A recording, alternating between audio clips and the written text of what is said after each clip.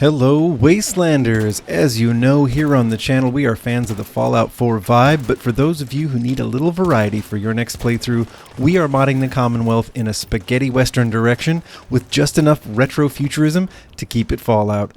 Let's jump into the mods that are going to make this work. One of the most crucial aspects to making your next playthrough feel like a western is to tailor not only your character design, but the entire Commonwealth. Your almost one-stop shop for a western overhaul of the Commonwealth landscape is the recently improved Desperados Overhaul. As you can see, this overhaul changes the landscape of the Commonwealth from forested to a barren desert that trades trees for cacti. An overhaul this extensive does have a few requirements of its own, such as PRP, but its immersive effect is unrivaled for transforming Bethesda Boston into the Mojave of earlier Fallout titles. Just take a look at how different things appear. Even the glowing sea is transformed. And this practically begs for a spaghetti western theme song to play in the background. So I won't leave you hanging. The optional file Desperados Main Theme Replacer by Third Hierarchy allows you to change the theme music playing in the opening menu screen to an original western track that sets the Mojave mood before you even step foot into the game. And for those who want the intro screen to not only sound western, but look it too, look no further than Dusty Main Menu by Crynath. And while we're on the subject of sound, how can you have a spaghetti western without the iconic whistle sound at key moments of tension? Thankfully, Wild West Vats will replace the standard Fallout 4 Vats sound effect with a whistle so western, you'll swear Clint Eastwood just entered the scene every time you take out the baddies with a well-placed crit. With the stage so well set, your character design is ready to shine as long as you choose the right outfit. Some solid vanilla options do exist, the best of which come to us through the Nuka World DLC, so let's take a look at some of those. In the Dry Gulch Western theme park of Nuka World, several western outfits and hats can be found to give your character the western vibe. Here we see our player character, Clint Van Cleef, looking suitably attired in the western duster and black cowboy hat. Piper is modeling McCready's duster, another vanilla clothing option available for players looking to put a little cowboy creamer in their character coffee. But, as usual, the real fun starts with the mods, and I can't recommend a clothing mod more highly for a Fallout/Western mashup than the Mojave Manhunter by Niero.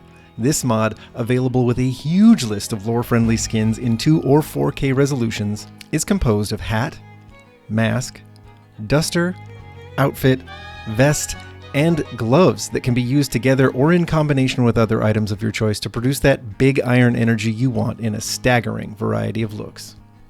Our player character, Clint Van Cleef, a drifter with no strong allegiances named after the great spaghetti western stars Clint Eastwood and Lee Van Cleef, has adopted a faction-neutral look with the gray hat skin on his Mojave Manhunter items, and you can add a double-barrel shotgun from Azar's holstered weapons and a Creation Club military backpack like Clint is wearing here, or customize it further with vanilla items and armors of your choice, and with items like a rustic backpack from We Are the Minutemen and a singularly dazzling hat from the Tricentenial Slouch mod.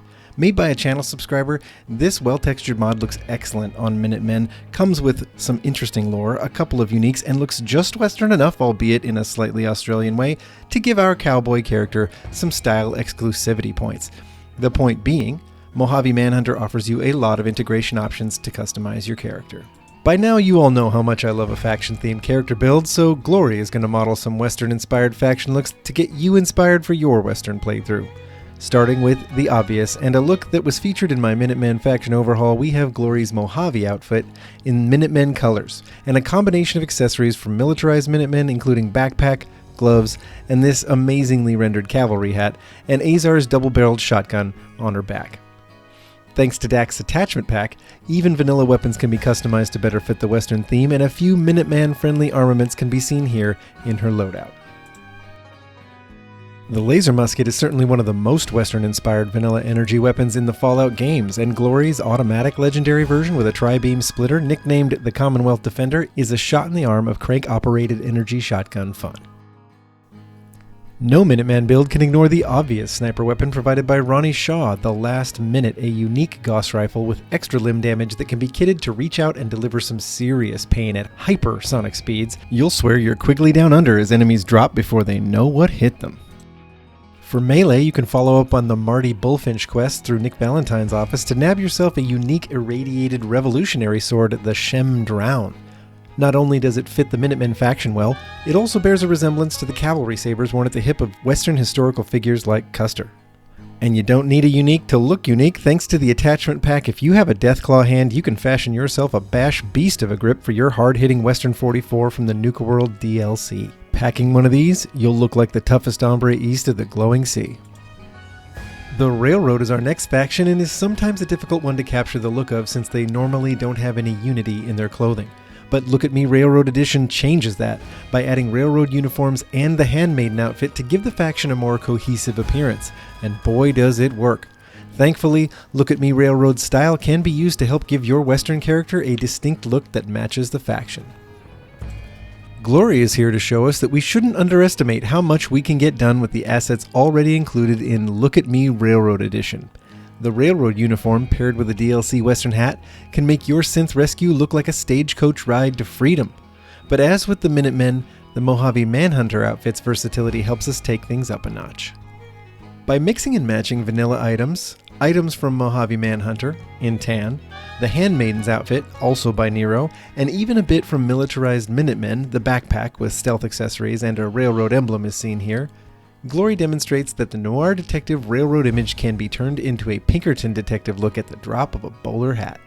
And if your Pinkerton heavy needs a bit more armor, the Mojave vest seamlessly covers the Handmaiden outfit in a way that even OG Glory would approve of. Would it kill them to let me know mission specs before the dead drop? Just once? Of course, the railroad weapons loadout can be curated to match. One very obvious vanilla weapon to include is the Western Steampunk Railroad Rifle that, thanks to the attachment pack, can be converted into a potent sniping weapon or a faster firing spread shot weapon for tighter quarters. While it seems a shame not to include the Deliverer, those wishing to stay Western have revolver options that can add some fun and flair to the Western Railroad build. If you want to keep the Western steampunk vibe of the Railroad Rifle going, the 22 auto revolver pistol from the 22 pistol pack is added to leveled lists in many factions and is accessible early game. Glory has a rate of fire glitch with auto weapons. The pistol's fire rate is typically around 80. Another fun pistol for a Western Railroad character is the unique Gambler 10mm pistol from DegenerateDak and CSEP's 10mm revolver mod. The regular weapon is added to Railroad leveled lists, and the Gambler's random effect on each hit keeps things interesting for Railroad agents who are rolling the dice for survival on every mission. In the realm of rifles, Micalov's Institute Technology Overhaul has become a must in my load order, and while its weapons might seem a bit techy for a Western, if you are of the mind that this is Fallout and some sci-fi touches make sense, the devastatingly accurate jury-rigged EM sniper rifle won't look entirely out of place in the arsenal of a post-apocalyptic gunslinger. For a sniper option that follows the traditional route, the vanilla hunting sniper rifle fits the theme. If you're playing with Sim Settlements 2 installed, Old Paul will gift you a bolt-action sniper rifle named Margaret that fits the Railroad faction particularly well by dealing out extra damage to synths. Our third faction already has a strong military look that is more soldier than cowboy. I'm talking, of course, about the Brotherhood of Steel, but fear not, with the right combination of outfits and accessories, even the Brotherhood can cowboy up. Glory is modeling the Mojave Manhunter hat, outfit, and gloves in Brotherhood of Steel colors with vanilla Brotherhood of Steel combat armor to better align her with the look of the faction, and a Brotherhood of Steel logo Creation Club military backpack helps our gunslinging grunt carry a loadout that Elder Maxon himself would be proud of. Not surprisingly, first in our Western Brotherhood weapons list is the iconic Gatling laser. The name itself is already a mashup of Western and sci-fi elements, so we have all the excuse we need to mow down varmints with it like a rocket-age ranch hand. And the Western sci-fi blend continues with a weapon everyone knows, Righteous Authority. Given to us when we are deputized by Dance, it can be granted a frontier feel with a wooden stock courtesy of the attachment pack. For a heavy rifle with some Old West revolver resemblance, Rizzler 1's Brotherhood lore-friendly M2045 Magnum Revolver Rifle brings the power.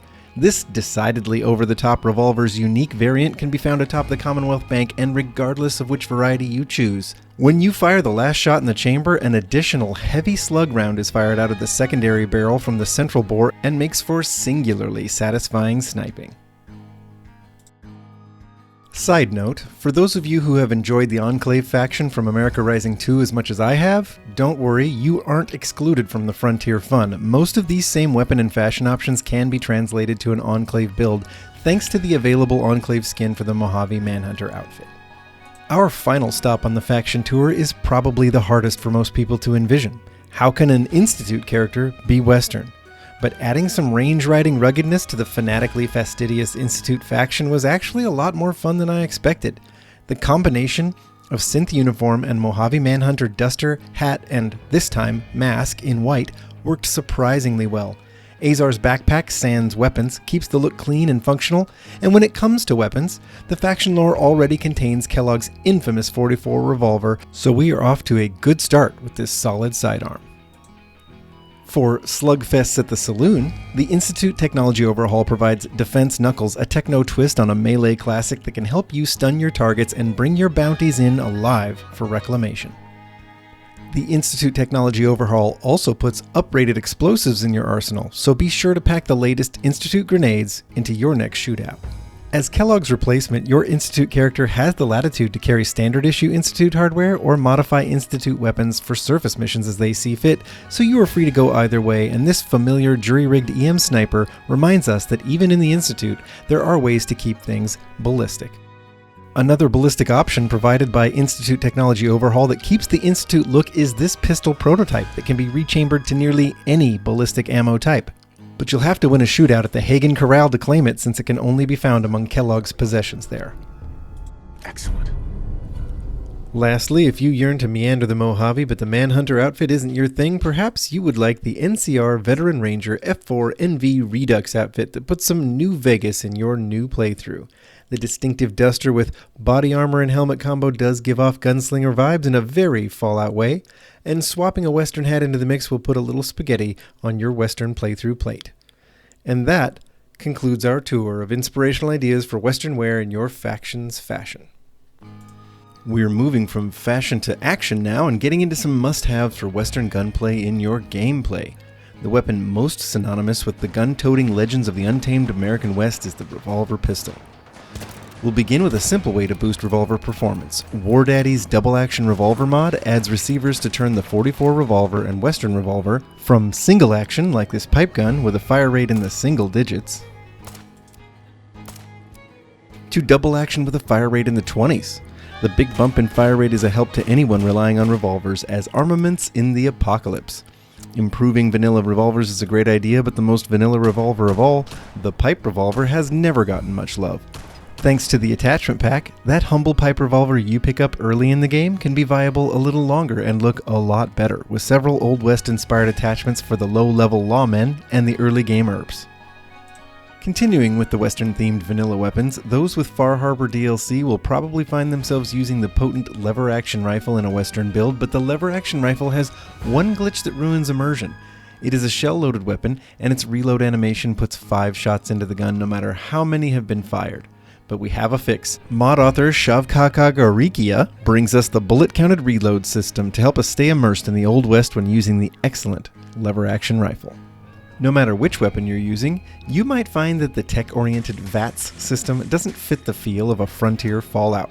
For you, I recommend VAFS Redux, that's VAFS, by Itzal713, a bullet-time overhaul of the Vats system.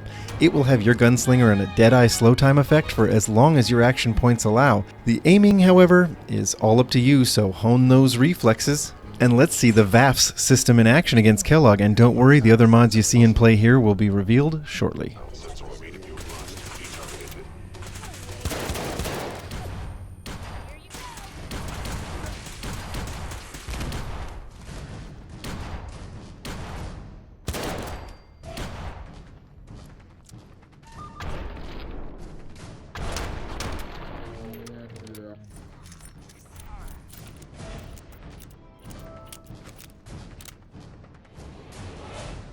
And now it's time to get fancy with one of the coolest looking things anyone ever did with a gun, revolver fanning. That's right, single action lovers rejoice because toggle revolver fanning will allow you, after a short quest, to learn the ancient art of fast firing your revolver in close quarters like Wyatt Earp with some very cool custom animations and even new receivers for those of you who want to lean into fanning even more. The fanning effect does come with a small damage penalty for balance, and is customizable and toggleable, so don't be shy about adding it to your load order. Trust me, it will change Revolver play for you forever. If new animations get you as horny as Kansas in August, and yes, those are the lyrics as I choose to hear them, then you've probably been pretty excited about the pistol you've been seeing in this video. It is none other than Peacekeeper by Zest of Lemon. This mod recreates the Battlefield 1 Peacekeeper revolver based on the legendary Colt Peacemaker, and adds so many custom gun handling animations that they can't all be enabled at once. The mod author, Zest of Lemon, worked tirelessly for months on the animations for this mod, and then died from exhaustion so that you and I could enjoy this masterpiece. Okay, so maybe he didn't actually die, but he claims in the mod description that Peacekeeper was the pinnacle of his animating life, and you can see why. The revolver itself is refreshingly simple. It's available in a couple of skins, but no attachments, just damage level upgrades 1 through 4. So you'll spend less time at the workbench and more time flashing your piece. And before you ask, yes, Peacekeeper is compatible with toggle revolver fanning and looks amazing in fanning mode. I want to mention from experience that once you've emptied the gun, be prepared to wait through the realistic reload animations as well.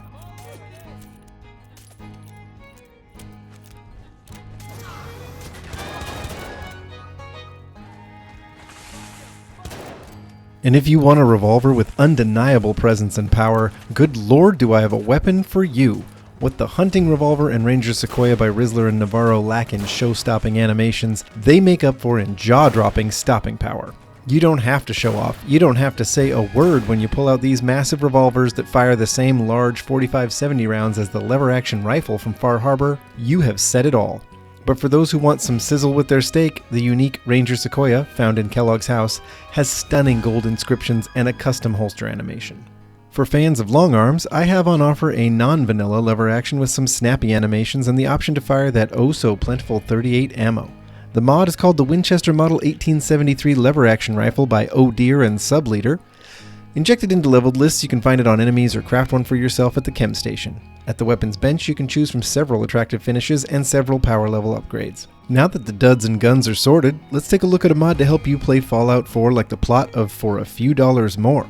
Gun for Hire by Flashy Joer adds a Diamond City adjacent office space for you to set up shop as a one-man full-service private sector security force. Operating out of your spacious office, your secretary will run the QuickBooks while you handle the Quick Draw and help you take on jobs. As you achieve milestones in the main game, your reputation will increase and people can seek you out to hire for rescues, enforcement, security, etc. The mod lets you dabble or deep dive as Desperado Detective. You can even make new allies as you work with a mercenary team or make new enemies who will seek you out for revenge.